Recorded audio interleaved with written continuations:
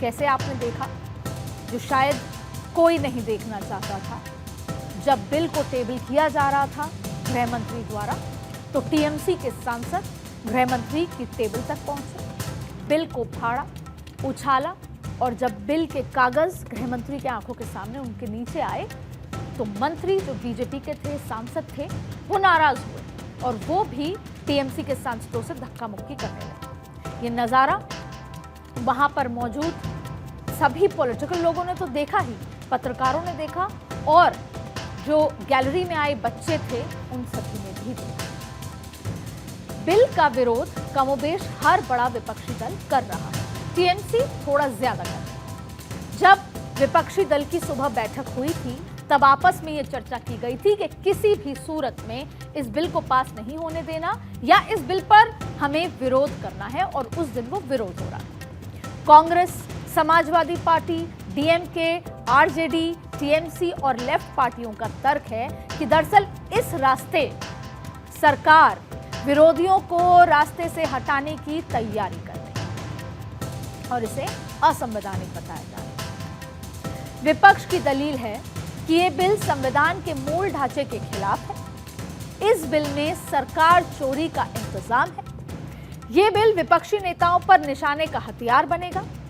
इस बिल के जरिए विपक्षी नेताओं पर झूठे आरोप लगाकर उन्हें फंसाया जाएगा, और सबसे बड़ा विरोध ये है कि जब तक आरोप साबित नहीं होते तब तक किसी को सजा कैसे दी जा सकती है। ये जो बताया गया, ये विपक्ष लगातार इस वजह से विरोध कर रहे हैं। हालांकि बिल पेश करते समय गृह मंत्री अमित शाह ने यह स्पष्ट तौर पर कहा कि अगर आरोपी मंत्री कोर्ट से स्टे ले आएगा तो उसकी कुर्सी बरकरार रहेगी। माननीय अध्यक्ष जी, मैं रिकॉर्ड क्लियर करना चाहता हूं। मुझ पर झूठे आरोप लगाए, तब अरेस्ट होने के पहले मैंने नैतिकता के मूल्यों का हवाला देकर इस्तीफा भी दिया, और जब तक मैं कोर्ट से निर्देश नहीं हुआ, कोई संविधान पद मैंने स्वीकार नहीं किया। ये क्या सिखाते हैं नैतिकता में? इस सियासी आरोप और प्रत्यारोप के बीच कई सवाल हैं जिनके जवाब ढूंढने बेहद जरूरी हो जाते हैं। ये तो हम सब जानते हैं कि करप्शन हमारे देश की सबसे बड़ी और सबसे पुरानी समस्या है। भ्रष्टाचार को लेकर बनी ट्रांसपेरेंसी इंटरनेशनल की रिपोर्ट के मुताबिक 2024 में भारत की वर्ल्ड रैंकिंग 96 नंबर पर है, जो 2023 में 93rd नंबर पर थी। और ये हाल तब है जबकि हमारे देश में भ्रष्टाचार के खिलाफ एक नहीं कई आंदोलन हो चुके हैं। जन लोकपाल के लिए हुआ अन्ना आंदोलन की वजह तो ये यूपीए सरकार ही चली गई थी, लेकिन फिर भी हमारे देश से भ्रष्टाचार खत्म नहीं हुआ। करप्शन इंडिया छोड़ो, ये भी नारा हम सब देते आए हैं, लेकिन सच ये है कि कदम कदम पर हम सब करप्शन को कबूल कर ही लेते हैं, जाने अनजाने।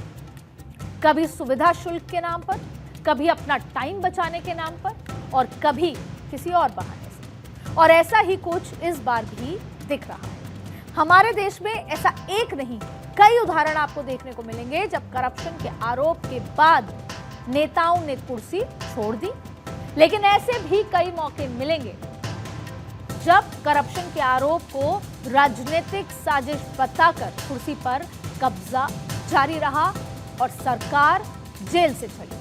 कानून के घेरे में आने के बाद इस्तीफा देने वालों में गृह मंत्री अमित शाह का भी नाम है। और आपको याद होगा कि जिस समय गृह मंत्री अमित शाह ने यह बिल टेबल किया, केसी वेणुगोपाल ने यह सवाल उठाया, तब अमित शाह खड़े होकर बोले कि जब पहली बार मेरे पास समन आया था तो मैंने इस्तीफा दिया, और जब तक मुझे बरी नहीं किया गया पूरी तरीके से, तब तक मैंने पब्लिक ऑफिस ज्वाइन नहीं किया, मैंने कोई संवैधानिक पद नहीं लिया। ये उन्होंने केसी वेणुगोपाल के आरोपों के जवाब में कहा। तब वो गुजरात सरकार में मंत्री थे। वहीं हेमंत सोरेन, जयललिता, उसके अलावा लालू प्रसाद यादव, लाल कृष्ण आडवाणी और शरद यादव ने भी ऐसे आरोप लगने पर कुर्सी छोड़ दी थी। लेकिन कुछ ऐसे उदाहरण हैं जिन्होंने नहीं छोड़ी। अरविंद केजरीवाल, सत्येंद्र जैन ने खुद पर लगे आरोपों को राजनीतिक बताकर इस्तीफा देने से इनकार कर दिया। सत्येंद्र जैन, आपको याद होगा